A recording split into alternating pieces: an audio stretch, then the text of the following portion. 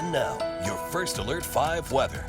And we were treated to some cooler temperatures today, especially in the Springs, upper 70s, a nice departure from the heat that we so often see this time of the year, and below average by about 6 degrees. Also in Pueblo today, back down to the upper 80s, but that is set to change beginning tomorrow. Now, before we get into that, let's recap some of the precipitation totals that we've seen not only today, but for the month, but also for the year. Now, today, earlier this morning, both spots picking up a few 1/100ths of an inch of rain, but both areas at the airport, the official climate reporting stations, below average for the month, at least 8 days in. As we look at yearly totals, we were above average about a week and a half ago. Now we're below average, but just barely. So I would say both spots running pretty close to what we would typically see this time of the year. And even though we're going to be dry for the next couple of days, that extended forecast does have increased rain chances as we make our way into the weekend.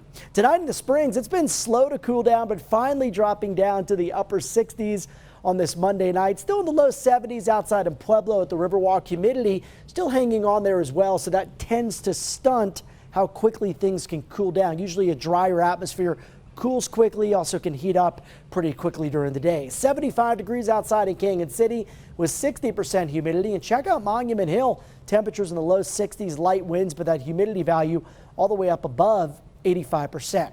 So Big Blue H, that's high pressure. It's going to dominate the weather forecast here in southern Colorado, out across the central and southern Rockies, at least for the next couple of days. And as it strengthens overhead, that's going to cause those temperatures to warm up. And it's also going to continue to push that monsoon moisture off to our south and west. Now, parts of Colorado tomorrow still get some of that recycled leftover moisture, so we can't rule out a few spotty storms as we head into the afternoon hours, mainly across the Sangres between noon and about 6 p.m. And the model even showing a few very isolated storms, Teller County, El Paso County, down to Pueblo and Canyon City. But I think for the most part, most of us are going to stay dry. If we do see a passing shower here, at least along the interstate or east of the mountains, it's not going to amount to much. So generally, we're going to be dry out there if you want to get some yard work done. Should be a good afternoon for that. Temperatures up about 5 to 10 degrees, but pretty close to seasonal highs with temperatures climbing into the upper 80s. And I think this ridge holds on tight at least through the end of the week. So you'll see rain chances not expected to come back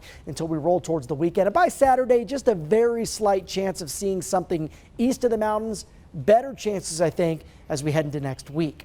Overnight lows tonight, they eventually drop down to the 50s in the Springs, upper 50s for Rye and Walsenburg, lower 50s in Monument. Your highs tomorrow, again, a little warmer than today and pretty close to seasonal averages for this time of the year. The rest of the week, hot and dry. That characterizes it best, I would say. 92 by Friday, and that could get us pretty close to a record at the Colorado Springs Airport.